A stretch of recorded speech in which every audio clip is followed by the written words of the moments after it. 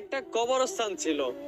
ওই কবরস্থানের পাশ দিয়ে যেই যাইতো সেই ওই কবরস্থান থেকে একজন মহিলার চিৎকার শুনতে পেত, যেন কান্না করে চিৎকার করে বলে। এইভাবে যখন সবাই গ্রামের ওই মহিলার চিৎকার শুনতে পেল কবর থেকে, তারপরের দিন গ্রামবাসী মিলে সবাই চিন্তা করলো ওই কবরের মাটি সরিয়ে দেখবে যে ওই কবর থেকে কে এমন ভাবে চিৎকার করে।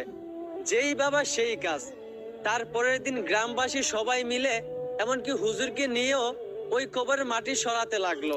কবরের মাটি সরানো শেষে যেই একজন বাঁশ সরাতে যাবে, এমনি কবর থেকে একজন মহিলা বলে উঠলো, আমার কবরের বাঁশ সরাতে যাবেন না, আমাকে দেখা যাবে।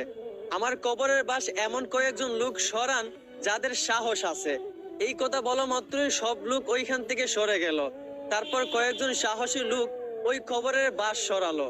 বাঁশ সরানো মাত্রই ওই মহিলাটাকে দেখা গেল। ওই মহিলাকে দেখে সাহসী ব্যক্তিরা চিৎকার করে উঠলো। মহিলাটার মাথায় কোনো চুল ছিল না, মাথায় কোনো চামড়া ছিল না, মাংসও ছিল না। মহিলাটার মাথার মধ্যে পোকা ধরে গেছিল। মহিলাটার টুটটা পচে গলে পড়তে লাগলো। মহিলাকে জিজ্ঞেস করা হলো যে আপনার কবরের মধ্যে আপনার এই অবস্থা কেন?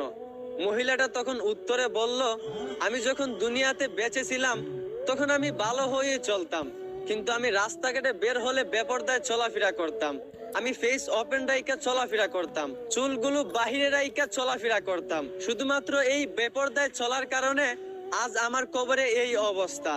এখন আমার বোন, আপনারা একটু বিবেক দিয়ে চিন্তা করেন, আপনারা যারা রাস্তাঘাটে সমান অধিকার নামে বেপরদায় চলাফেরা করতেছেন, আপনারা মরার পর আপনাদের কবরে কি অবস্থা হবে?